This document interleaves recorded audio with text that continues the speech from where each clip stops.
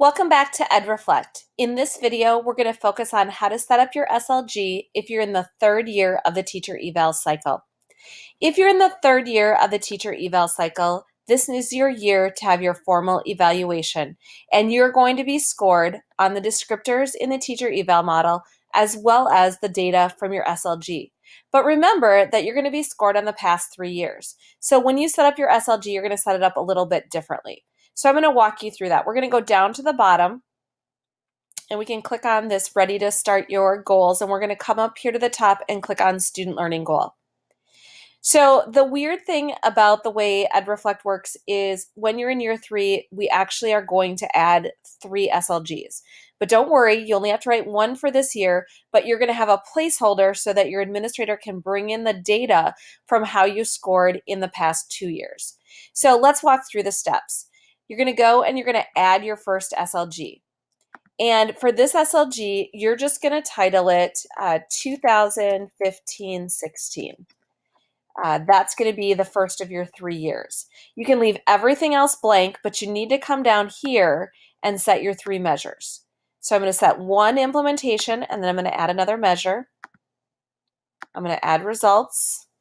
I'm going to add a 3rd measure, and this one's going to say reflection.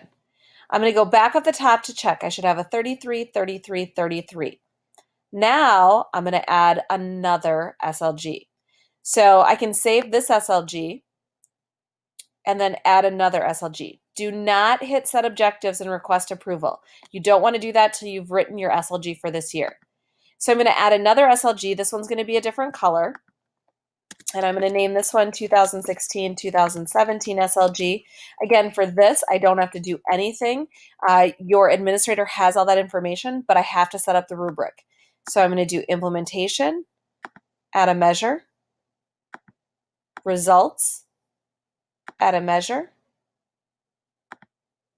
and reflection.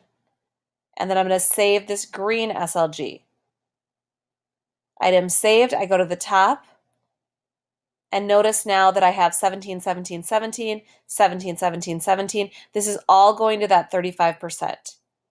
All right, last step is going to be to write your SLG for this year. So I'm going to scroll down to the bottom. I'm going to add another SLG. And this one is now going to be my 2017-18 SLG. And you may want to give this more of a title.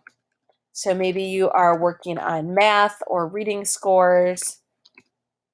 I'm working on digital citizenship.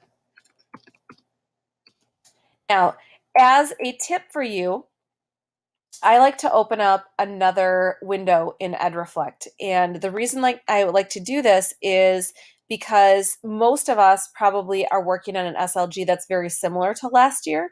And so if you want to see what you wrote for your language or what your goal was, maybe you exceeded that goal, maybe you didn't quite meet it, you want to adjust it, you can go to your home page and go to CL activities and then go show activities from the previous year. So now what I can do here is go into last year, and I can take a look at what my student learning goal was last year. And this might drive exactly what I write in for my student learning goal this year.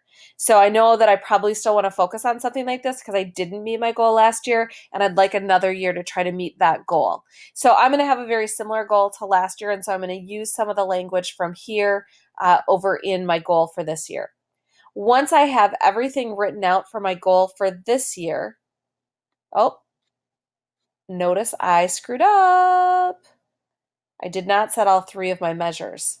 So I need to, before I finish that, I need to add another measure. So this is my implementation measure. I need to add 2 more, my results,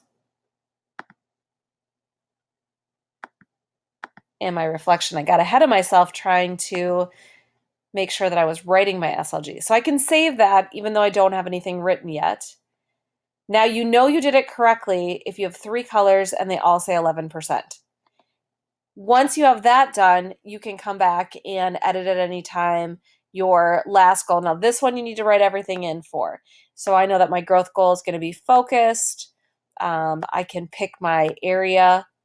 I can write in my goal, and I can determine what my data points are going to be.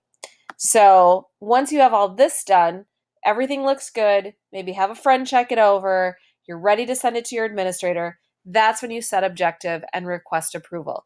Remember, once you hit this, your SLG is locked and you have to have your administrator open it up if you want to make any changes. So really make sure that your SLG says what you want it to say before you set those objectives and request approval. But at any point, you can save the SLG. And again, if you're in year 3, you need to set up 3 SLGs. Only one has to have all the information in it, and it should look like this at the top.